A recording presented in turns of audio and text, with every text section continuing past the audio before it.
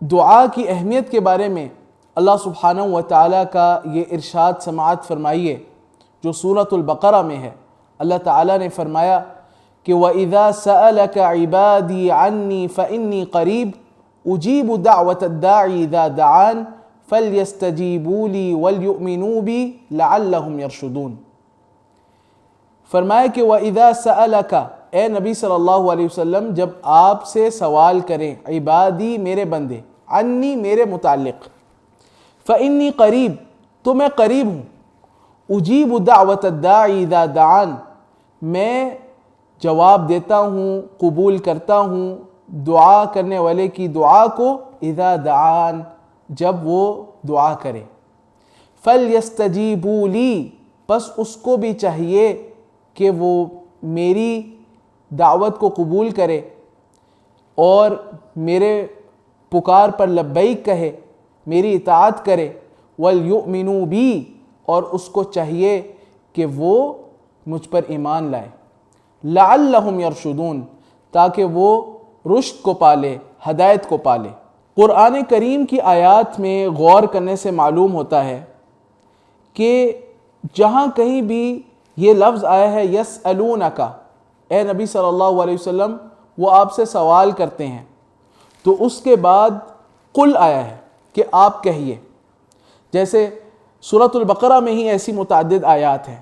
فرمایا قرآن کریم میں ہے کہ یسألونک عن المحیض قل هو اذن، یسألونک عن الاہلہ قل هی مواقیت للناس والحج، یسألونک عن الخمر والمیسر قل فیہما اثم کبیر ومنافع للناس، یسألونک عن الیتامى قل اصلاح لہم خیر۔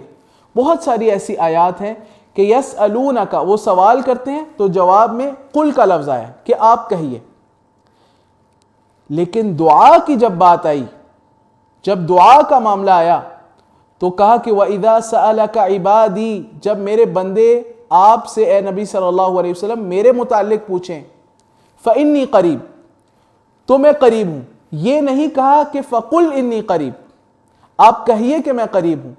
یعنی تبلیغ رسالت میں جہاں پر شریعت کے احکامات بتانے تھے وہاں پر ہمیشہ قل کہا، کیونکہ نبی کریم صلی اللہ علیہ وسلم واسطہ ہے، وہاں پہ قل کو ظاہر کیا۔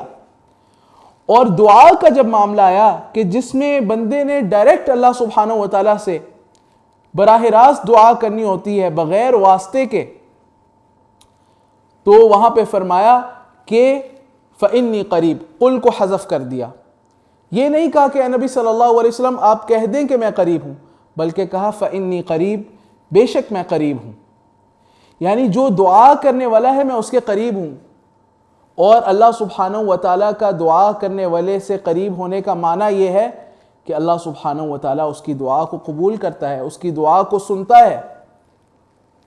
پھر دعا کی قبولیت کی دو شرطیں بیان کی، اور یہ بہت قابل غور بات ہے۔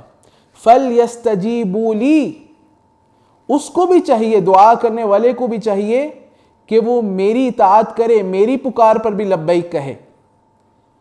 فَلْيَسْتَجِيبُوا لِي میں اصلاح عمل کی طرف اشارہ ہے کہ وہ اپنے اعمال کی اصلاح کرے، اطاعت کے کمال کو حاصل کرے، میری فرما برداری کرے، جسے میں کہوں کہ کرے وہ کرے، جس چیز کے بارے میں میں کہوں کہ رک جائے اس سے رک جائے۔ اور وَلْيُؤْمِنُوا بِي دوسری شرط یہ ہے کہ مجھ پر ایمان لائے، اس میں اعتقاد کی صحت کی طرف اشارہ ہے کہ اپنے عقیدے کو درست کرے۔ دعا کی قبولیت کی دو شرطیں یہاں بیان ہوئی ہیں، ایک ہے صحت عمل اور ایک ہے صحت عقیدہ، عمل بھی درست ہو اور عقیدہ بھی درست ہو۔ اور پھر فرمایا کہ لعلہم یرشدون جب وہ ایسا کرے گا، اپنے عمل کی بھی اصلاح کرے گا، اپنے عقیدے کی بھی اصلاح کرے گا، تو وہ کیا پالے گا؟ رشد پالے گا۔ رشد علم و عمل کی اصلاح کا نام ہے۔ انسان کا علم بھی درست ہو اور عمل بھی صالح ہو، یہ درجہ انسان کو حاصل ہو جائے تو اس کو کہتے ہیں کہ اس بندے کو درجہ رشد حاصل ہو گیا۔ تو اللہ سبحانہ و تعالیٰ ایسے لوگوں کو رشد دیتا ہے جن کے عمل بھی درست ہو جائے اور ان کا عقیدہ بھی درست ہو جائے۔